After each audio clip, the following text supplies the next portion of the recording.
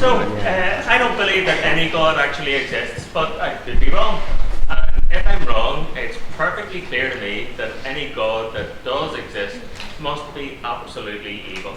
Now, strictly speaking, before concluding that, what I should really do is make sure I know which God I'm talking about. So, for example, there are some people who believe in a God that is fallible. And in that case, the creation of, say, deadly volcanoes that have caused so much needless suffering in the world could be attributed to merely a divine mistake. So, such a God would then clearly not be evil, he would just be an incompetent moron. But in order to address the issue, I think what I'll do is try and make the case that Jesus Christ is absolutely evil. Not least because he appears to be with us this evening. Don't worry, almost all of my arguments relate to almost every God, and certainly every flavour of the Abrahamic gods. So, Jesus Christ is absolutely evil in both word and deed. And in his own words, Jesus promised John of Patmos that he would kill the children of Jezebel for the sins of their mother. Now, murdering innocent children is obviously evil. In fact, the punishment of children for the sins of their parents is a recurring motif in the Christian story. Depending on his mood, the Christian God promises to continue this practice through either the third or the fourth generation. If I began murdering the people in this room for the sins committed by your great-grandparents in the 19th century, would you think I was evil? I certainly hope so. Many Christians are surprised when they read the words of Jesus about murdering innocent children. In this country, the religion curriculum taught in schools is almost exclusively Christian, but somehow they manage to leave out the various admonishments that Jesus issued for the murder of children. Many Christians prefer to believe that Yahweh may have become a little carried away with all of the smiting in the Old Testament, but the New Testament was when Jesus, meek and mild, convinced his curmudgeonly father to calm down a bit. This view of Jesus as a character that is detached from the Old Testament is absolute nonsense. The triune God of Christianity does not depict Jesus as a character that is entirely independent from Yahweh. Christianity even invented a word for this. We're told that Jesus is consubstantial with the Father.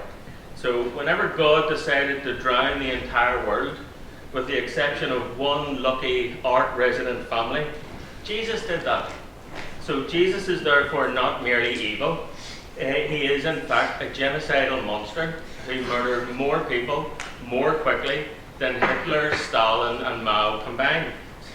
Furthermore, when he had the opportunity to distance himself from the evil of the Old Testament, Jesus instead enthusiastically endorsed it.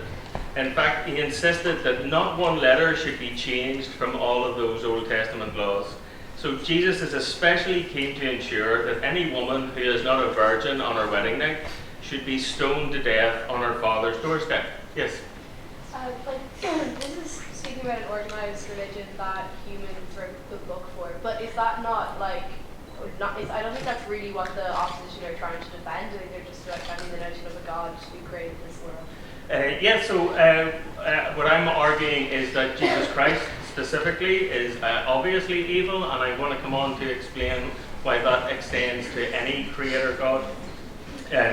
So if the second coming of Christ occurs in the next 5 minutes, and you find Jesus Christ here arguing that women should be stoned to death for premarital sex, do you think Jesus would be evil?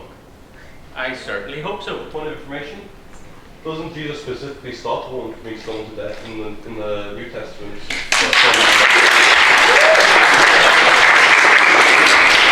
I would think that Jesus is both in favour and against stoning people to death, which doesn't seem to get But it gets worse, because Jesus offers his own novel and original evil words to add to those in the Old Testament. In the parable of the weeds, Jesus talks about a farmer separating weeds from his crop in order to burn them. Subsequently, he is invited to explain the meaning of this parable. In the elucidation, Jesus departs from the allegorical language of metaphor, and instead he offers an explicit prophecy. and his prophecy explains that the parable is about his own second coming, and he promises that he will burn sinners in a furnace of fire where there will be weeping and gnashing of teeth. Now, I think we can all agree today that when ISIS burns people alive, that is wrong. In fact, I think everyone here today can agree that no matter what transgressions the unfortunate victim may or may not have been guilty of, when ISIS burns people alive, that is always evil.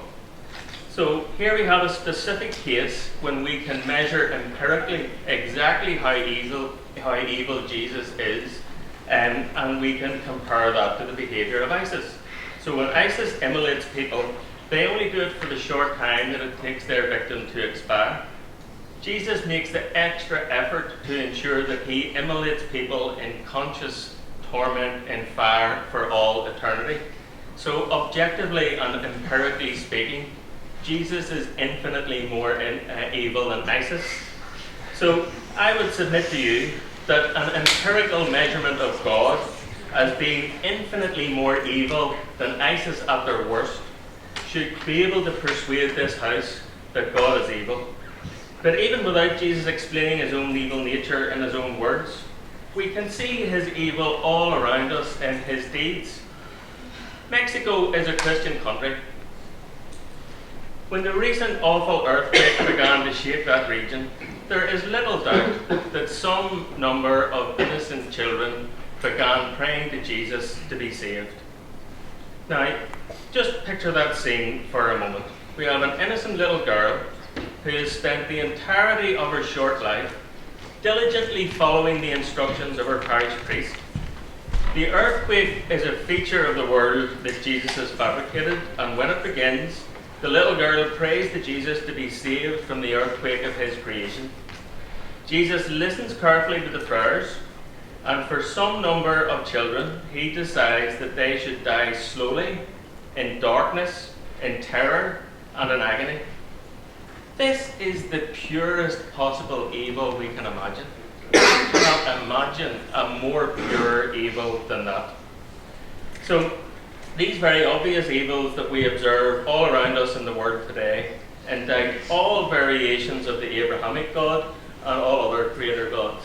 Just on the topic of natural disasters, like obviously it's like quite a interesting topic in this debate, but since we've kind of proven that natural disasters are proven by, or caused by science and geology and stuff, isn't it a bit strange to kind of blame God for those when science proves it away? Yeah, so I think natural events do have natural causes, and it's the religious who need to explain how they propose a creator God created the universe that includes these natural disasters without being evil. Scientists don't have to explain good or evil. No scientist ever proposed that earthquakes are good or evil.